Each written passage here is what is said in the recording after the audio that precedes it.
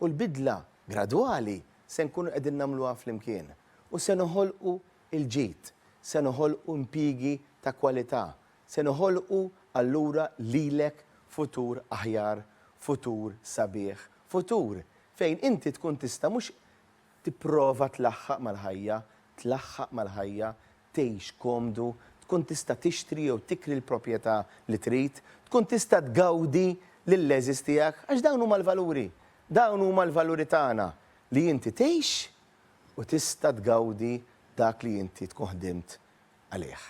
Dan sostnih il-kap tal-Partit Nazzjonalista Bernard Grech waqt intervista fuq il-programm Analiżi fuq Net Television. Waqt din l-intervista Bernard Grech tkellem dwar diversi temi fosthom il-pjaga tal-għoli tal-ħajja, l-Ermolta, kif ukoll il-bidla li hemm bżonn fil-mudell ekonomiku ta' pajjiżna. Bernard Grech qal li din il-ġimgħa l-Partit Laburista attakka lin-negozjanti Maltin u hawnhekk Bernard Grech saħaq li n-negozjanti jridu jingħataw l-għajnuna sabiex ikomplu jagħmlu l-ġid, xi ħaġa li l-Partit Nazzjonalista ilu jisħaq fuqha u għalhekk huwa fakkar fil-proposti tal-Partit Nazzjonalista sabiex pajjiżna jkun jista' jiġġieled il-pjaga tal-għoli tal-ħajja fosthom li l-kola ma tkunx intaxxata.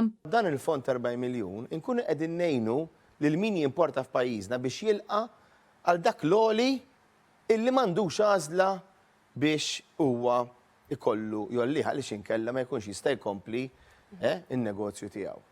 Ħalli dak l-għoli tal-ħajja ma jgħaddihx lill-konsumatur. Fuq l-Ermolta, Bernard Grech qal li Gvern Nazzjonalista ħad deċiżjonijiet neċessarji sabiex il-linja nazzjonali tal-ajru tkompli topera, iżda diversi ministri tal-Labor li kienu responsabbli mill-Ermolta ħadu deċiżjonijiet li sarfu għal daqqa wara l-oħra sakemm il-linja nazzjonali tal-ajru spiċċat arkub tiegħha. Hawnhekk Bernard Grech stqar li Roberta Bela falla l-Ermolta. Ma jinistgħux jaħarbu mill-fatt u dan huwa fatt ieħor illi fallew lill-Ermalta. Li Clyde Caruana u Roberta Bela fallew lill-Ermalta. Ġifieri, fallew lejn il-ħaddiema, fallew lejn il-poplu Malti Wawċi, fallew lejn l-operaturi turistiċi, fallew lejn it-turizmu f'pajjiżna. Il-kap tal-Partit Nazzjonalista qal li Roberta Bela huwa mifxul u l-Partit Laburista għandu problemi interni kbar li issa qed joħorġu fil-beraħ.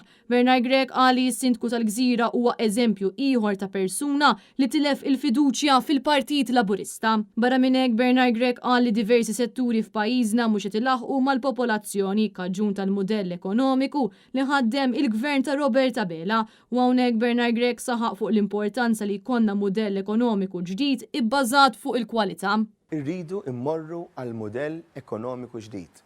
Issa, din tal-mudell ekonomiku ġdid mhux illum qed ngħiduha, ilna ngħiduha issa għal ħafna żmien. Tkellimna fuq setturi ekonomiċi ġodda li allura nittrasformaw l-ekonomija tagħna minn waħda ibbażata fuq iċ-cheap labor li bil-fors trid iġġib ħaddiema barranin li allura lesti jitħallsu bi ftit għal dak it-tip ta' ekonomija għal waħda għal ekonomija li tkun differenti, ekonomija ta' kwalità.